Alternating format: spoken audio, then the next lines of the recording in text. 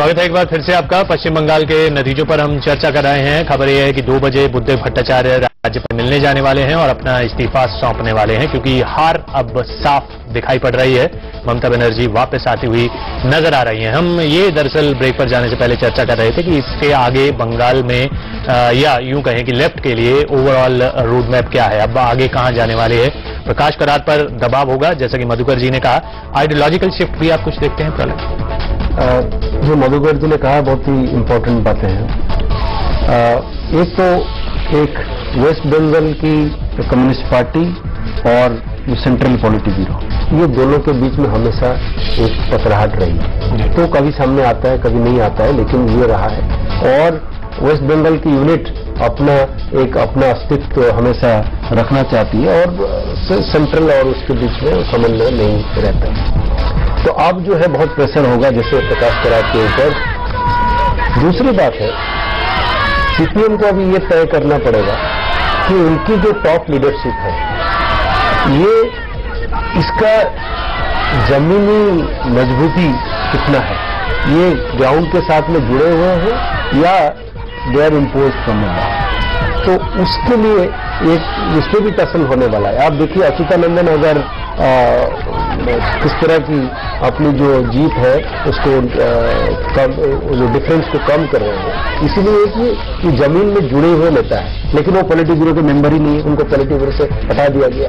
तो जो जमीन में रहने वाले लोग हैं, नेता है, उन लोगों को अगर आपने सेंट्रल लीडरशिप में नहीं स्पेस देंगे, तब फिर ये होने वाला है। दूसरी बात है, और एक दूसरी बात है जो उन्होंने कहा है, left has to reinvent itself. उसको एक नए रूप से उनको फेस करना है और नए जो ग्राउंड रियलिटीज है, जो सिचुएशन है, जो चेंजिंग टाइम है, उसके साथ में लेफ्ट को चलना है। तो उसको कैसे करेंगे, ये आइडियोलॉजिकल शिफ्ट साहब, ऐसे चेहरे आपको लेफ्ट में नजर आते हैं या ऐसी सोच नजर आती है जो री इन्वेंट करने की बात वो कह रहे हैं, आइडियोलॉजिकल शिफ्ट की जो बात कर रहे हैं, ऐसे चेहरे आपको दिखते हैं वहां पर? हाँ, दिखते तो हैं। बंगाल के जो एग्जिस्टिंग मुख्यमंत्री हैं बुद्धदेव भट्टाचार्य जी, उनका छवि भी बहुत अच्छा है और जमीनी स्तर पे उनका अच्छा पकड़ भी है।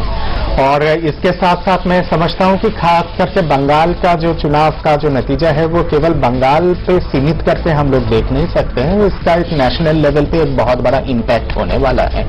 मैं अक्सर कहता हूं करात एंड लॉबी के बारे में, मैं एक पर्टिकुलर वर्ड का इस्तेमाल करता हूं। I call them Toyota Marxist.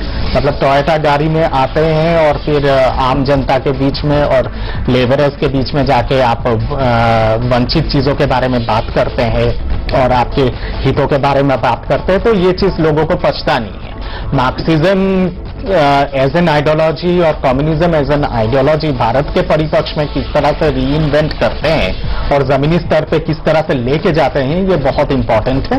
इसके साथ साथ मैं मानता हूं कि लेफ्ट एज एन आइडियोलॉजी और कम्युनिज्म एज एन आइडियोलॉजी तीसरे विकल्प के हिसाब से नेशनल लेवल पे, उस पे भी एक बहुत बड़ा चुनौती खड़ा हुआ है और बहुत बड़ा प्रश्न चिन्ह लगा है। As a anti BJP, anti Congress force के हिसाब से वो जो तीसरा विकल्प है, उस पे बहुत बड़ा धक्का लगा है। और तीसरे विकल्प, थर्ड फ्रंट की बात कर रहे हैं, उसको बहुत बड़ा झटका लगा है। आप इस चीज को, हालांकि सीटों के हिसाब से या नतीजों के हिसाब से बीजेपी भी कुछ बहुत अच्छा नहीं कर रही है, हम दक्षिण की बात करें या वेस्ट बंगाल या केरल की बात करें, लेकिन इनडायरेक्ट वे में आप इसको कुछ मानते हैं आने वाली पॉलिटिक्स में, आने वाली जनरल इलेक्शन में, कि एक तीसरा फ्रंट था जो जिसको झटका लगा है, उसका फायदा जो एंटी कांग्रेस पार्टीज हैं वो एनडीए को मजबूती दे सकते हैं? एक तरह से कहिए तो हाँ, इसलिए कि थर्ड फ्रंट का जो राज था, वो बार बार उसका एक सेंट्रलाइज्ड जो फोकस लेफ्ट था, वो अगर वो उसका बेस कमजोर होता है तो इस पूरी अवधारणा का बेस कमजोर होता है। लेकिन ये कहना कि वो खत्म हो जाएगा, थर्ड फ्रंट की जगह नहीं बचेगी, ये मैं इससे सहमत नहीं हूं। थर्ड फ्रंट की जगह हमेशा रहेगी, क्योंकि आप जो आइडियलाइज करते हैं तो आपको एक पक्ष में चाहिए, एक व्यक्ति जिसको आप पसंद करते हैं, एक मुखालिफ चाहिए, उसके विरोध में खड़ा हुआ आदमी चाहिए, और एक तीसरा चाहिए जो जब जरूरत हो तो आपको लगे कि वो उस जगह आ सकता है। ये आपकी जो मेंटल मेकअप है उसका हिस्सा है। आपको थर्ड फ्रंट की जरूरत रहेगी, इस देश को थर्ड फ्रंट की जरूरत रहेगी, इसलिए उसकी जगह बची रहेगी, वो खत्म नहीं होने वाला है। ये मानना कि लेफ्ट कमजोर होगा तो थर्ड फ्रंट खत्म हो जाएगा, ये आसपास आपको क्या लगता है, किसके आसपास? जैसा ये तय होना बाकी है।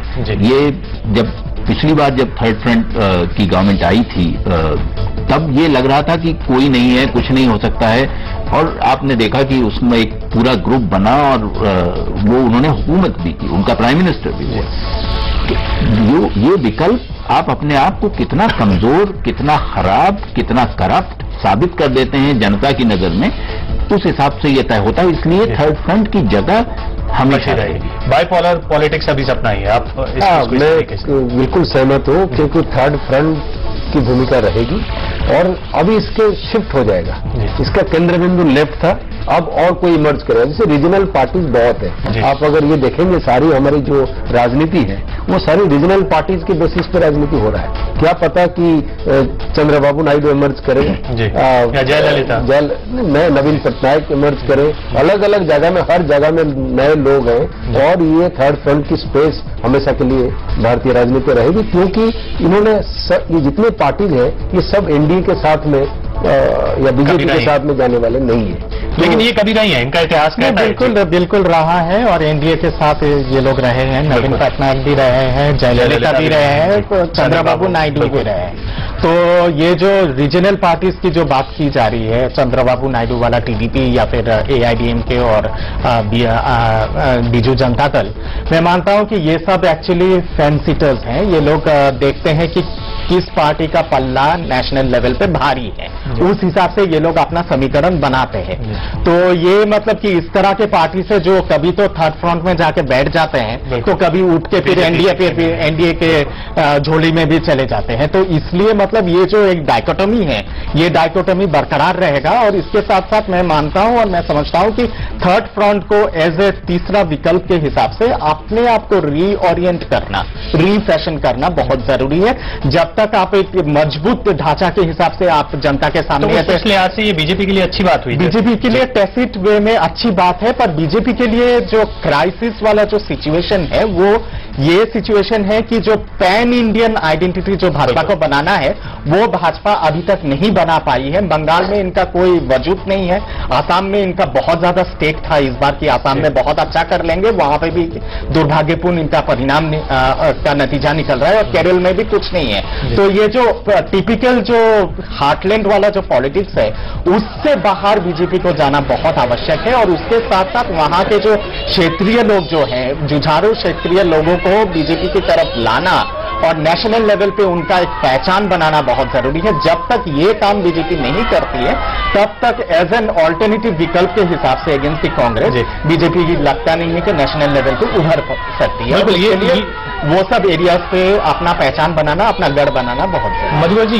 ये बात तो है, लेकिन एक अच्छी चीज और बीजेपी भी ये सोच सकती है कि लेफ्ट का बेस कमजोर होता है तो अपने आप को सबसे बड़े विपक्ष के रूप में, चाहे वहां पर प्रेजेंस बहुत ज्यादा शो नहीं कर रही है, लेकिन ये कहना कि अब देखिए, हालांकि अभी भी बीजेपी ही इसको कहा जाए मुख्य विपक्ष है, लेकिन और ज्यादा मजबूत इस चीज को बल मिलेगा। पता नहीं, मुझे ऐसा लगता नहीं है।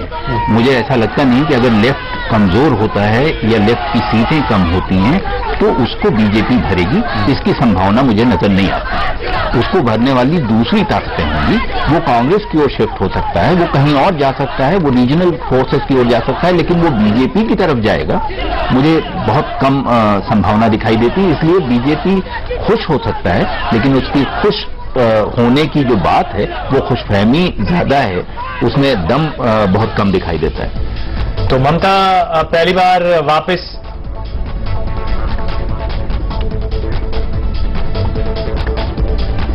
ममता बनर्जी जनता के सामने आई हैं। इस जीत के बाद जनता को शुक्रिया कहा, पहली प्रतिक्रिया उसकी ममता बनर्जी के सामने आई है।